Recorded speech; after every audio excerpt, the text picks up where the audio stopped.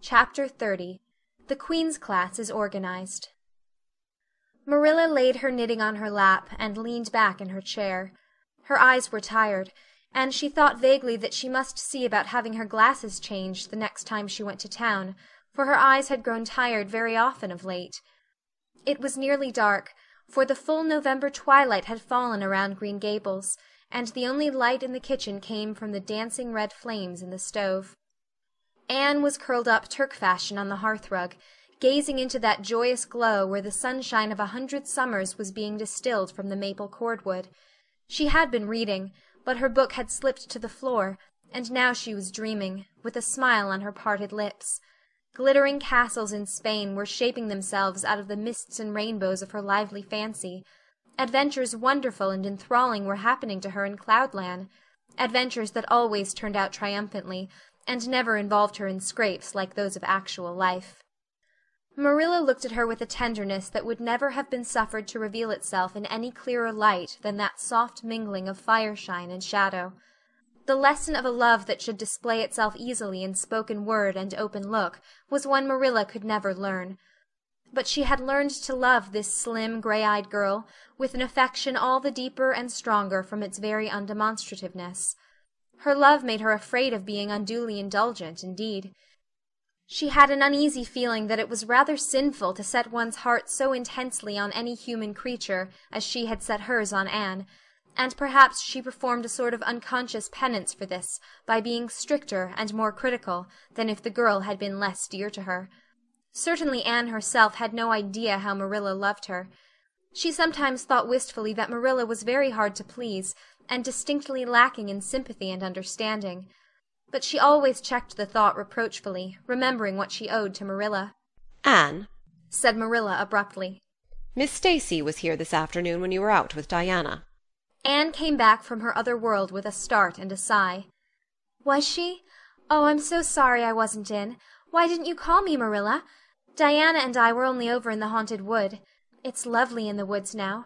All the little wood things, the ferns and the satin leaves and the crackerberries, have gone to sleep, just as if somebody had tucked them away until spring under a blanket of leaves.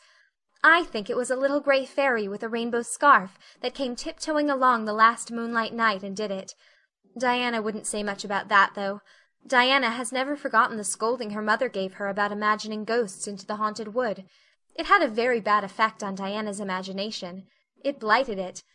Mrs. Lynde says Myrtle Bell is a blighted being. I asked Ruby Gillis why Myrtle was blighted, and Ruby said she guessed it was because her young man had gone back on her. Ruby Gillis thinks of nothing but young men, and the older she gets, the worse she is. Young men are all very well in their place, but it doesn't do to drag them into everything, does it? Diana and I are thinking seriously of promising each other that we will never marry, but be nice old maids and live together forever. Diana hasn't quite made up her mind, though, because she thinks perhaps it would be nobler to marry some wild, dashing, wicked young man and reform him. Diana and I talk a great deal about serious subjects now, you know. We feel that we are so much older than we used to be that it isn't becoming to talk of childish matters. It's such a solemn thing to be almost 14, Marilla. Miss Stacy took all us girls who are in our teens down to the brook last Wednesday and talked to us about it. She said we couldn't be too careful what habits we formed and what ideals we acquired in our teens, because by the time we were 20 our characters would be developed and the foundation laid for our whole future life. And she said if the foundation was shaky we could never build anything really worthwhile on it. Diana and I talked the matter over coming home from school. We felt extremely solemn, Marilla, and we decided that we would try to be very careful indeed and form respectable habits and learn all we could and be as sensible as possible, so that by the time we were 20 our characters would be properly developed. It's perfectly appalling to think of being 20, Marilla. It sounds so fearfully old and grown up. But why was Miss Stacy here this afternoon? "That is what I want to tell you, Anne, if you'll ever give me a chance to get a word in edgewise. She was talking about you." "About me?" Anne looked rather scared. Then she flushed and exclaimed, "Oh, I know what she was saying. I meant to tell you, Marilla, honestly I did, but I forgot. Miss Stacy caught me reading Ben-Hur in school yesterday afternoon, when I should have been studying my Canadian history. Jane Andrews lent it to me. I was reading it at dinner hour, and I had just got to the chariot race when school went in. I was simply wild to know how it turned out, although I felt sure Ben-Hur must win, because it wouldn't be poetical justice if he didn't. So I spread the history open on my desk lid, and then tucked Ben-Hur between the desk and my knee. I just looked as if I were studying Canadian history, you know, while all the while I was reveling in Ben-Hur. I was so interested in it that I never noticed Miss Stacy coming down the aisle, until all at once I just looked up, and there she was looking down at me, so reproachful-like. I can't tell you how ashamed I felt, Marilla, especially when I heard Josie Pye giggling. Miss Stacy took Ben-Hur away, but she never said a word then. She kept me in at recess and talked to me. She said I had done very wrong in 2 respects. First, I was wasting the time I ought to have put on my studies, and secondly, I was deceiving my teacher in trying to make it appear I was reading a history when it was a storybook instead. I had never realized until that moment, Marilla, that what I was doing was deceitful. I was shocked. I cried bitterly, and asked Miss Stacy to forgive me, and I'd never do such a thing again, and I offered to do penance by never so much as looking at Ben-Hur for a whole week, not even to see how the chariot race turned out. But Miss Stacy said she wouldn't require that, and she forgave me freely. So I think it wasn't very kind of her to come up here to you about it after all. Miss Stacy never mentioned such a thing to me, Anne, and it's only your guilty conscience that's the matter with you. You have no business to be taking storybooks to school. You read too many novels anyhow. When I was a girl, I wasn't so much as allowed to take a look at a novel. Oh, how can you call Ben-Hur a novel when it's really such a religious book? Protested Anne. Of course, it's a little too exciting to be proper reading for Sunday, and I only read it on weekdays. And I never read any book now, unless either Miss Stacy or Mrs. Allan thinks it is a proper book for a girl 13 3/4 to read. Miss Stacy made me promise that. She found me reading a book one day called The Lurid Mystery of the Haunted Hall. It was one Ruby Gillis had lent me, and oh, Marilla, it was so fascinating and creepy, it just curdled the blood in my veins. But Miss Stacy said it was a very silly, unwholesome book, and she asked me not to read any more of it or any like it. I didn't mind promising not to read any more like it, but it was agonizing to give back that book without knowing how it turned out. But my love for Miss Stacy stood the test, and I did. It's really wonderful, Marilla, what you can do when you're truly anxious to please a certain person. Well, I guess I'll light the lamp and get to work, said Marilla. I see plainly that you don't want to hear what Miss Stacy had to say. You're more interested in the sound of your own tongue than in anything else. Oh, indeed, Marilla, I do want to hear it, cried Anne contritely.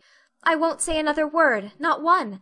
I know I talk too much, but I am really trying to overcome it, and although I say far too much, yet if you only knew how many things I want to say, and don't, you'd give me some credit for it.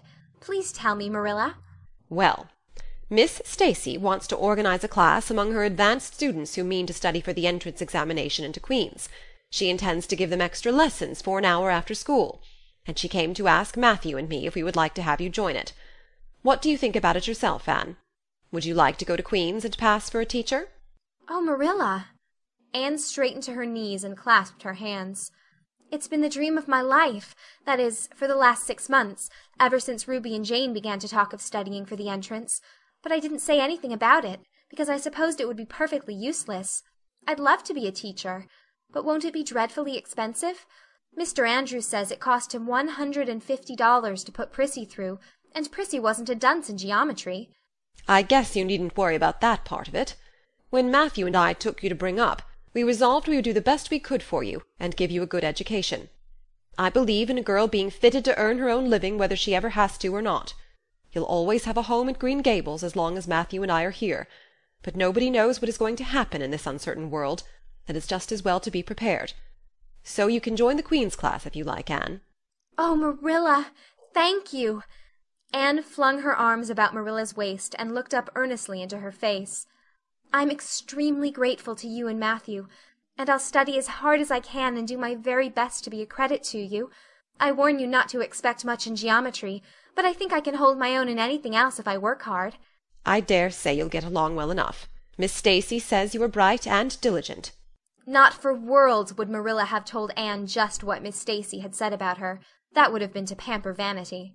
You needn't rush to any extreme of killing yourself over your books. There is no hurry. You won't be ready to try the entrance for a year and a half yet. But it's well to begin in time and be thoroughly grounded, Miss Stacy says. I shall take more interest than ever in my studies now, said Anne blissfully. Because I have a purpose in life. Mr. Allen says everybody should have a purpose in life and pursue it faithfully. Only he says we must first make sure that it is a worthy purpose. I would call it a worthy purpose to want to be a teacher like Miss Stacy. Wouldn't you, Marilla? I think it's a very noble profession. The Queen's class was organized in due time. Gilbert Blythe, Anne Shirley, Ruby Gillis, Jane Andrews, Josie Pye, Charlie Sloane, and Moody Spurgeon McPherson joined it. Diana Barry did not, as her parents did not intend to send her to Queen's. This seemed nothing short of a calamity to Anne. Never, since the night on which Minnie May had had the croup, had she and Diana been separated in anything. On the evening when the Queen's class first remained in school for the extra lessons, and Anne saw Diana go slowly out with the others, to walk home alone through the birch path and violet vale, it was all the former could do to keep her seat and refrain from rushing impulsively after her chum. A lump came into her throat, and she hastily retired behind the pages of her uplifted Latin grammar to hide the tears in her eyes. Not for worlds would Anne have had Gilbert Blythe or Josie Pye see those tears. But oh, Marilla, I really felt that I had tasted the bitterness of death, as Mr. Allen said in his sermon last Sunday, when I saw Diana go out alone, she said mournfully that night. I thought how splendid it would have been if Diana had only been going to study for the entrance too. But we can't have things perfect in this imperfect world, as Mrs. Lynde says. Mrs. Lynde isn't exactly a comforting person sometimes, but there's no doubt she says a great many very true things. And I think the Queen's class is going to be extremely interesting. Jane and Ruby are just going to study to be teachers. That is the height of their ambition. Ruby says she will only teach for 2 years after she gets through, and then she intends to be married. Jane says she will devote her whole life to teaching and never, never marry, because you are paid a salary for teaching, but a husband won't pay you anything, and growls if you ask for a share in the egg and butter money. I expect Jane speaks from mournful experience, for Mrs. Lynde says that her father is a perfect old crank, and meaner than second skimmings. Josie Pye says she is just going to college for education's sake, because she won't have to earn her own living. She says of course it is different with orphans who are living on charity. They have to hustle. Moody Spurgeon is going to be a minister. Mrs. Lynde says he couldn't be anything else with a name like that to live up to. I hope it isn't wicked of me, Marilla, but really the thought of Moody Spurgeon being a minister makes me laugh. He's such a funny-looking boy with that big fat face and his little blue eyes and his ears sticking out like flaps. But perhaps he will be more intellectual-looking when he grows up. Charlie Sloane says he's going to go into politics and be a member of Parliament, but Mrs. Lynde says he'll never succeed at that, because the Sloanes are all honest people, and it's only rascals that get on in politics nowadays. What is Gilbert Blythe going to be? Queried Marilla, seeing that Anne was opening her Caesar. I don't happen to know what Gilbert Blythe's ambition in life is, if he has any, said Anne scornfully. There was open rivalry between Gilbert and Anne now.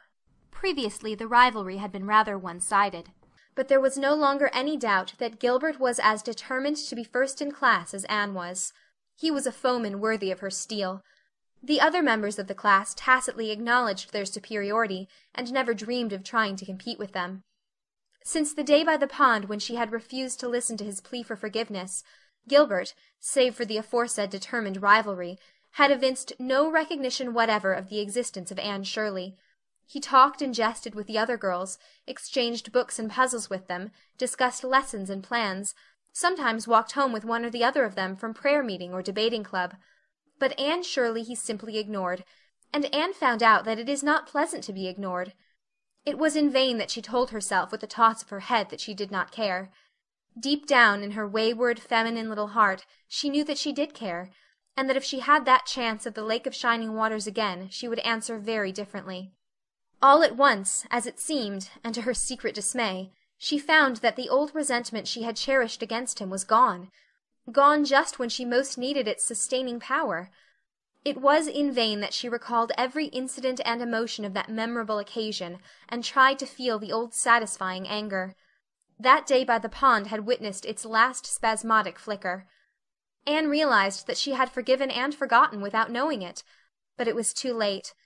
And at least neither Gilbert nor anybody else, not even Diana, should ever suspect how sorry she was, and how much she wished she hadn't been so proud and horrid.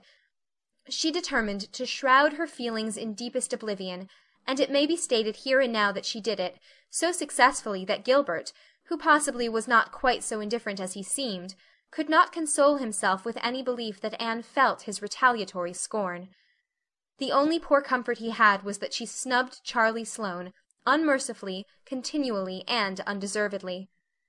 Otherwise the winter passed away in a round of pleasant duties and studies. For Anne the days slipped by like golden beads on the necklace of the year. She was happy, eager, interested. There were lessons to be learned, an honor to be won, delightful books to read, new pieces to be practised for the Sunday-school choir, pleasant Saturday afternoons at the manse with Mrs. Allan. And then, almost before Anne realized it, spring had come again to Green Gables, and all the world was abloom once more. Studies palled just a wee bit then.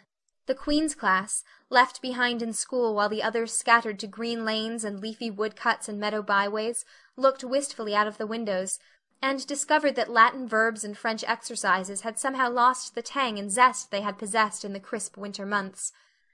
Even Anne and Gilbert lagged and grew indifferent. Teacher and taught were alike glad when the term was ended, and the glad vacation days stretched rosily before them. "But you've done good work this past year," Miss Stacy told them on the last evening. "and you deserve a good, jolly vacation. Have the best time you can in the out-of-door world, and lay in a good stock of health and vitality and ambition to carry you through next year. It will be the tug-of-war, you know. The last year before the entrance." "Are you going to be back next year, Miss Stacy?" asked Josie Pye. Josie Pye never scrupled to ask questions. In this instance the rest of the class felt grateful to her. None of them would have dared to ask it of Miss Stacy, but all wanted to, for there had been alarming rumors running at large through the school for some time that Miss Stacy was not coming back the next year, that she had been offered a position in the grade school of her own home district and meant to accept. The Queen's class listened in breathless suspense for her answer. "Yes, I think I will," said Miss Stacy. "I thought of taking another school, but I have decided to come back to Avonlea. To tell the truth, I've grown so interested in my pupils here that I found I couldn't leave them. So I'll stay and see you through." "Hurrah!" said Moody Spurgeon. Moody Spurgeon had never been so carried away by his feelings before, and he blushed uncomfortably every time he thought about it for a week. "Oh, I'm so glad," said Anne, with shining eyes. "Dear Miss Stacy, it would be perfectly dreadful if you didn't come back. I don't believe I could have the heart to go on with my studies at all if another teacher came here." When Anne got home that night, she stacked all her textbooks away in an old trunk in the attic, locked it, and threw the key into the blanket box. "I'm not even going to look at a school book in vacation," she told Marilla. "I've studied as hard all the term as I possibly could, and I've pored over that geometry until I know every proposition in the first book off by heart, even when the letters are changed. I just feel tired of everything sensible, and I'm going to let my imagination run riot for the summer. Oh, you needn't be alarmed, Marilla. I'll only let it run riot within reasonable limits. But I want to have a real good, jolly time this summer, for maybe it's the last summer I'll be a little girl. Mrs. Lynde says that if I keep stretching out next year as I've done this, I'll have to put on longer skirts. She says I'm all running to legs and eyes. And when I put on longer skirts, I shall feel that I have to live up to them and be very dignified. It won't even do to believe in fairies then, I'm afraid, so I'm going to believe in them with all my whole heart this summer. I think we're going to have a very gay vacation. Ruby Gillis is going to have a birthday party soon, and there's the Sunday school picnic and the missionary concert next month. And Mr. Barry says that some evening he'll take Diana and me over to the White Sands Hotel and have dinner there. They have dinner there in the evening, you know. Jane Andrews was over once last summer, and she says it was a dazzling sight to see the electric lights and the flowers, and all the lady guests in such beautiful dresses. Jane says it was her first glimpse into high life, and she'll never forget it to her dying day. Mrs. Lynde came up the next afternoon to find out why Marilla had not been at the aid meeting on Thursday. When Marilla was not at an aid meeting, people knew that there was something wrong at Green Gables. Matthew had a bad spell with his heart Thursday, Marilla explained. And I didn't feel like leaving him. Oh, yes, he's all right again now, but he takes them spells oftener than he used to, and I'm anxious about him. The doctor says he must be careful to avoid excitement. That's easy enough, for Matthew doesn't go about looking for excitement by any means, and never did. But he's not to do any very heavy work either. And you might as well tell Matthew not to breathe as not to work. Come and lay off your things, Rachel. You'll stay to tea? Well, seeing you're so pressing, perhaps I might as well stay, said Mrs. Rachel, who had not the slightest intention of doing anything else. Mrs. Rachel and Marilla sat comfortably in the parlor while Anne got the tea and made hot biscuits that were light and white enough to defy even Mrs. Rachel's criticism. I must say Anne has turned out a real smart girl, admitted Mrs. Rachel, as Marilla accompanied her to the end of the lane at sunset. She must be a great help to you. She is, said Marilla. And she's real steady and reliable now. I used to be afraid she'd never get over her feather-brained ways, but she has, and I wouldn't be afraid to trust her in anything now. I never would have thought she'd have turned out so well that first day I was here 3 years ago, said Mrs. Rachel. Lawful heart, shall I ever forget that tantrum of hers? When I went home that night, I says to Thomas, says I, mark my words, Thomas, Marilla Cuthbert'll live to rue the step she's took. But I was mistaken, and I'm real glad of it. I ain't one of those kind of people, Marilla, as can never be brought to own up that they've made a mistake. No, that never was my way, thank goodness. I did make a mistake in judging Anne, but it weren't no wonder, for an odder, unexpecteder witch of a child there never was in this world, that's what. There was no ciphering her out by the rules that worked with other children. It's nothing short of wonderful how she's improved these 3 years, but especially in looks. She's a real pretty girl got to be, though I can't say I'm over partial to that pale, big-eyed style myself. I like more snap and color, like Diana Barry has or Ruby Gillis.